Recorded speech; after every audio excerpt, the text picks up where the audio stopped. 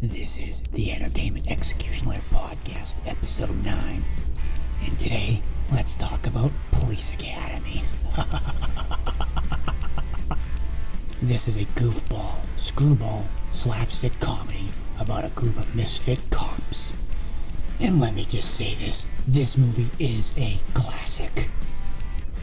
Released in 1984, the plot is pretty simple. The mayor, in her infinite wisdom, passed a law stating that anyone can join the police academy. And so what happens?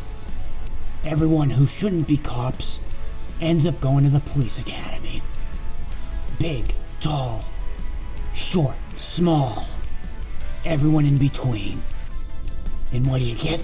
A group of misfits going through a 14-week course in police excellence.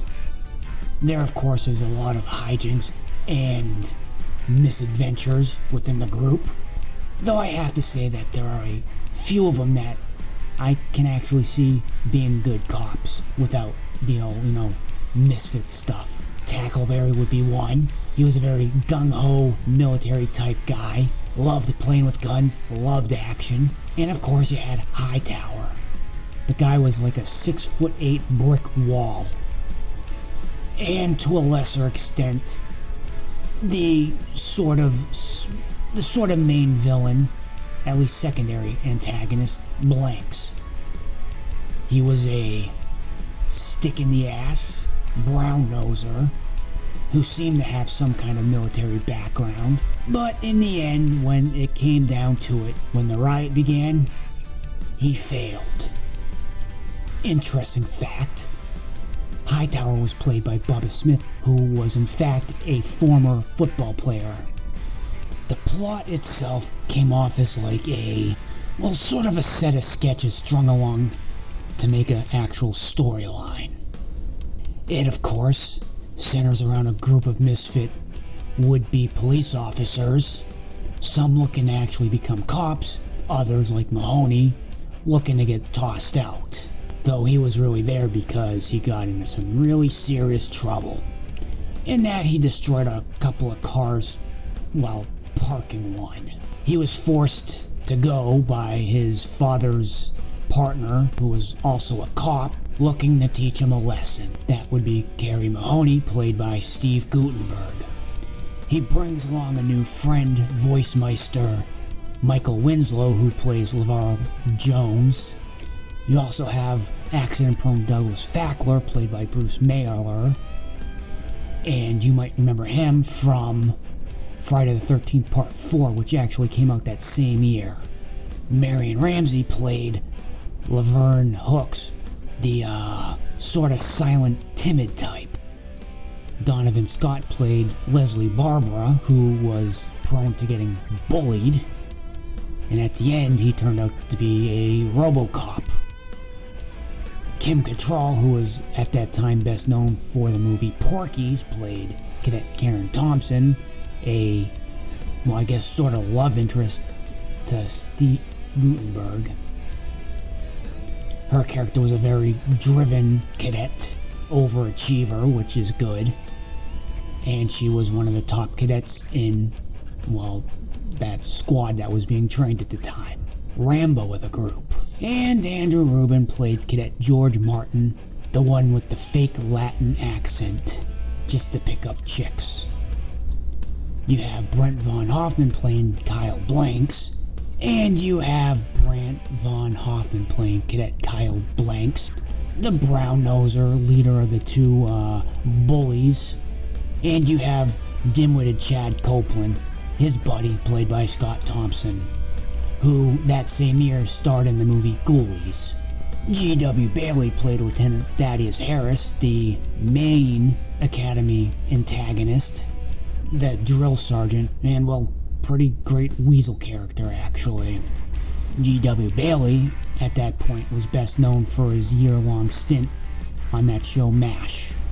Leslie Easterbrook played Sergeant Debbie Callahan, the strong-armed, blonde assistant drill sergeant, I guess.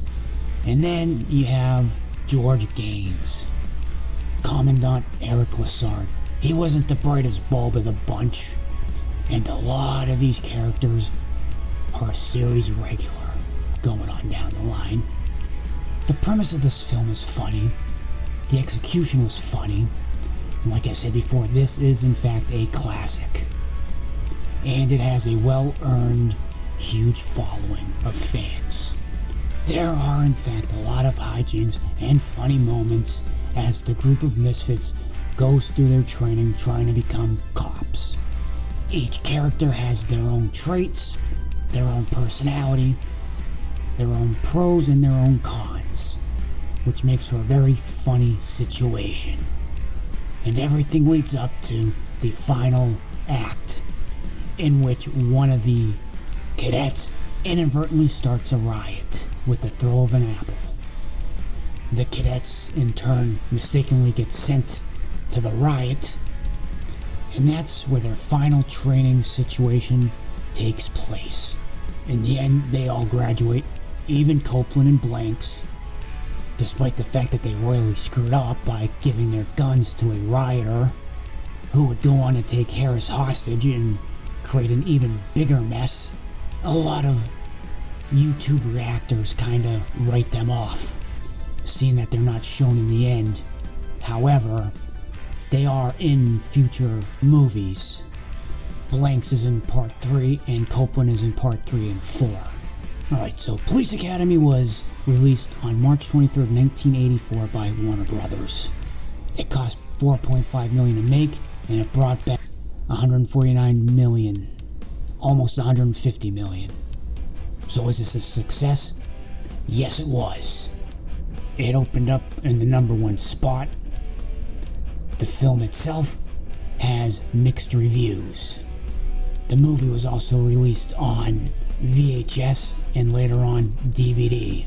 It also actually has a complete collection featuring all 7 films, including Mission Moscow. I don't want to talk about that one though. Ugh. The film was directed by Hugh Wilson, and Neil Israel wrote the screenplay, along with Pat Proft and Hugh Wilson. It was produced by Paul Maslansky.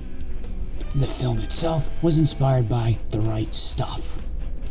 Michael Keaton, Tom Hanks, and Judge Reinhold were all considered for the part of Carey Mahoney. Bruce Willis actually auditioned for the role.